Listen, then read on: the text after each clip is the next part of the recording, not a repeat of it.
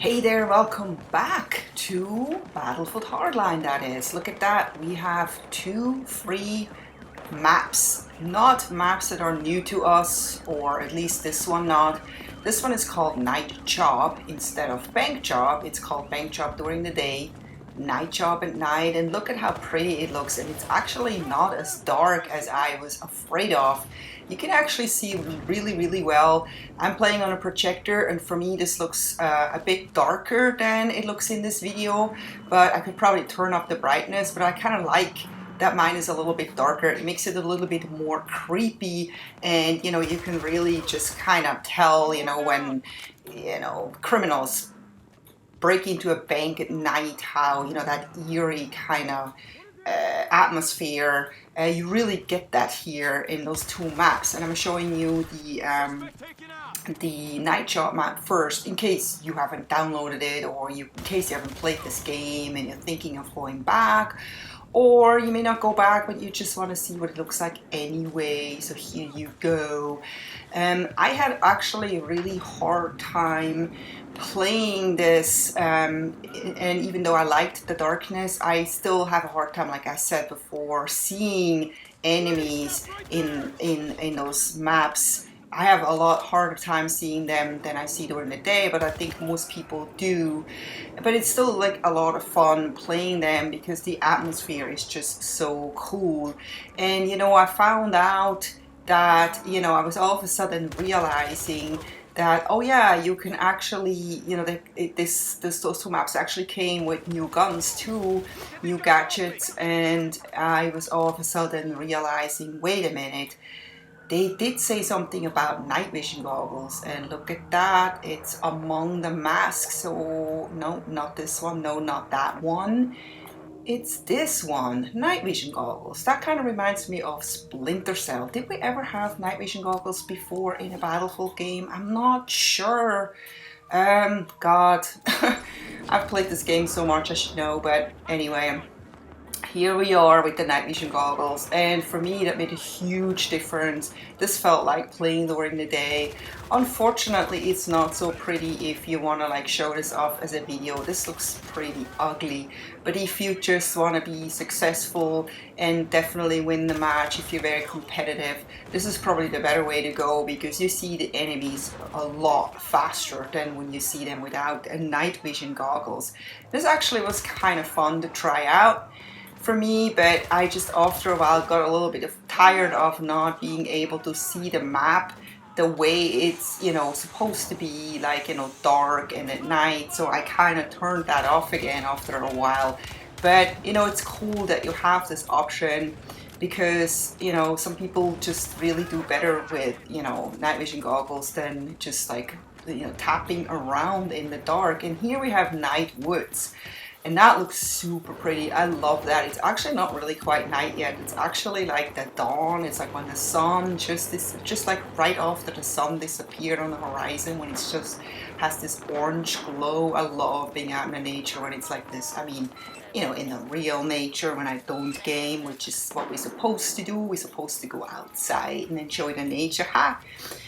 But anyway, I had a little bit of harder time in this map, because this map is wide open, and you don't, it's harder to see enemies in the woods. They could be behind a tree trunk or behind a bush, behind a rock, and you're totally oblivious that they're there, because they just kind of like go melt into the background. But as you can see, I was trying the infrared here, and I actually all of a sudden did a lot better. The only problem is when you think, oh yeah, I have the infrared, I can now see the enemies better. The enemy is gonna do the same thing, so they're gonna see you a lot better too. And trust me, most people will realize that in those night maps they will need some kind of infrared or FLIR vision in order to actually take out the enemies much better and actually see where the enemies are. Because with those sights you can see people hiding in bushes, peeking out behind rocks that you would otherwise not see. I would not have seen those guys over there at all from this distance without the infrared. And I think I will play this a lot more because it's actually really fun to kind of try out different sites and see which ones work better in those night maps or night vision goggles or whatever works better. I think it also depends on the map, if it's, you know, the indoor map or if it's the outdoor map. That's going to be a lot of fun, and believe it or not, I had a really hard time getting into any of those servers yesterday because they were all full. Everyone is playing those two maps, and believe it or not, I was actually trying to see how the other maps are doing, and those servers with the other maps are almost empty.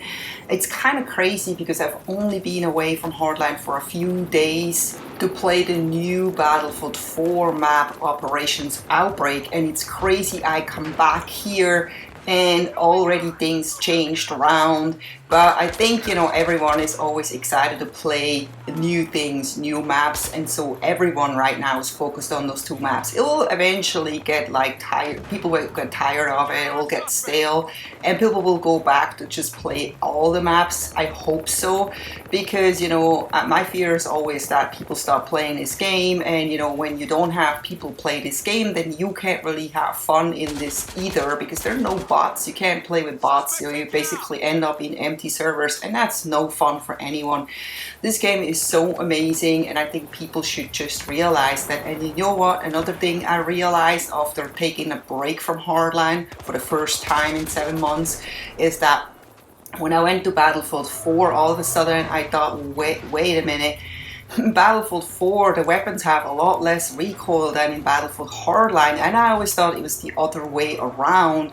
So, you know, while it was super easy in Battlefield 4 taking people out because you had so little recoil on the weapons, or at least the ones I used, then you come back here and it's like, oh my god, you have to get used to this extreme recoil again, especially the battle rifles. The battle rifles, as you know, are my favorites in Battlefield Hardline because they're the most powerful weapons. They can just take out people with one bullet, but they are you know, the downside is that they come with heavy recoil, and you have to be a little bit skilled, somewhat skilled. I would not say you have to be extremely skilled because I'm not super skilled in first-person shooters, but you have to really get good at it in order to handle the recoil. But yeah, you know, this was it. Look at me, I'm using a flare on a sniper. That's actually really cool. That was unfortunately like at the end of the game I tried that out, so I didn't really get to try this out more. But as I said, I'm eager to try out a lot more in those two night maps and just really have fun with those. And since there are so many servers and they're packed, there's gonna be enough to play here for a while, hopefully. But I will kind of switch back and forth between the Battlefield 4 new map and those two new maps to just have a little fun before Fallout 4, and maybe in between Fallout 4. But I hope you liked this little video review of the two new free DLC maps, and I hope to see you next time. Thanks for watching. Take care. Bye.